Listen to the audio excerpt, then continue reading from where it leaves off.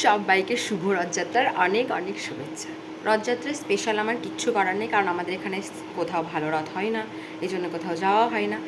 যখন আমার দিদিদের বিয়ে হয়নি তখন আমাদের বাড়িতে রথ বানাতো আমার বড়দি, আমরা দুই বোন তাকে হেল্প করতাম। তারপরে আমাদের বাড়িতে ছোটোখাটো করে পুজো হতো।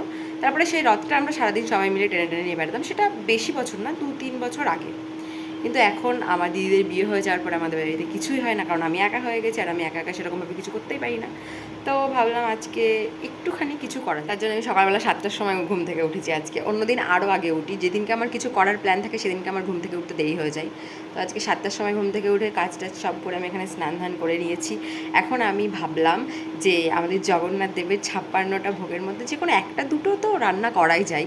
এই জন্যে আমি পুজো দেবো, তার আগে একটু রান্নাবান্না করে নিই। আর এই জন্য আজকে আমি ভেবেছি যে আমাদের জগন্নাথ দেবের জন্য তার প্রিয় কণিকা ভোগটা বানাতে। জগন্নাথ দেবের 56টা ভোগের মধ্যে প্রতিটাই তার পছন্দের, কিন্তু আমি শুনেছি এই কণিকা ভোগটা তার খুব প্রিয়, কিন্তু এটা বানানো অনেক কঠিন। তাই আমি অনেক ভিডিও দেখে ফোনে তারপরে একটু সহজভাবে বানানোর চেষ্টা করেছি। জানি না কেমন হবে, শুনেছি ভগবানকে ভালোবেসে যেরকমভাবে ভোগ দাও সে গ্রহণ করে। আর দ্বিতীয় আমি যে ভোগটা বানাবো সেটা হচ্ছে ভগবানের আরও একটা প্রিয় খাবার, তার কারমা বায়ের খিচুড়ি। এটাও কিন্তু অনেক কঠিন রান্নার মধ্যে একটা পড়ে। এটাও আমি কোনো মতে ভিডিও দেখে একটু বানানোর চেষ্টা করেছি, জানি না সব ভোগ কেমন হবে।